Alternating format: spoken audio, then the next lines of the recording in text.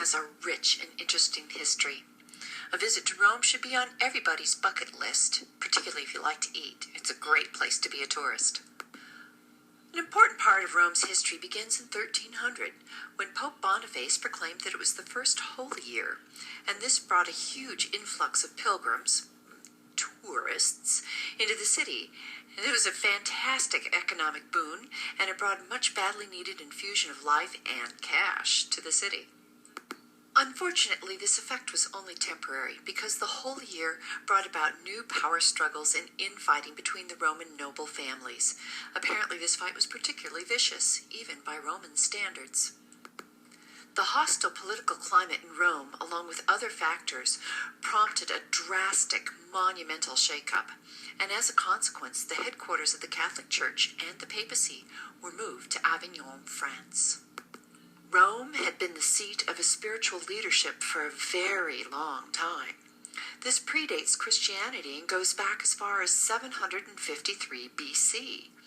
The move of the papacy made Rome a city without a master. It was like a stray dog. Cut off from commerce, no longer spiritually important, Rome languished. The infrastructure crumbled, streets deteriorated, and things looked rather shabby in general.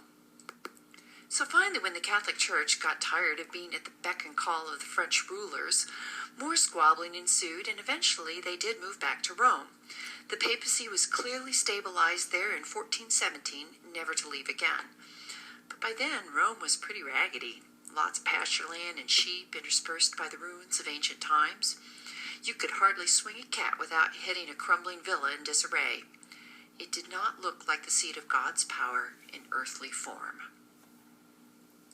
In an effort to spruce up Rome, one of the first popes to return to Rome, Martin V, embarked on an endeavor to spiritually and politically spruce up the church.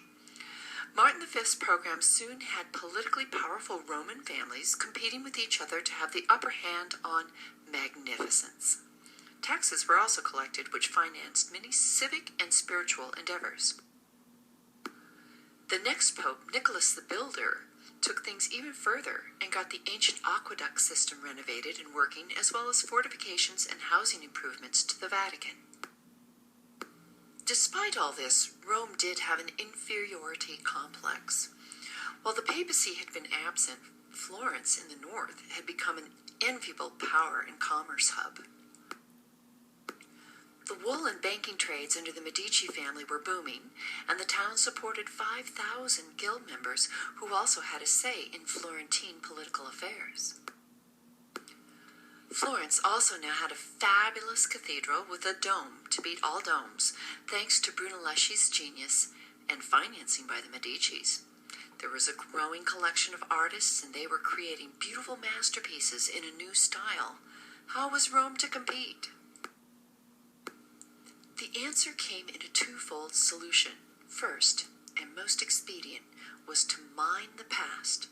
The Vatican undertook a major archaeological endeavor to recover some of the lost treasure from ancient Rome's glory days.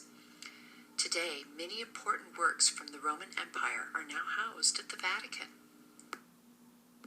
The second part of the solution was to attract some of the best and brightest artists to come to Rome and work on beautifying the church. This meant luring some of them from Florence. This was made all the easier during the reign of Leo X, who was a Medici. In an attempt to glorify God and reinvent Rome as the spiritual center of God's kingdom on earth, we can all enjoy some of the most beautiful works of religious art by Michelangelo and Raphael, as well as others.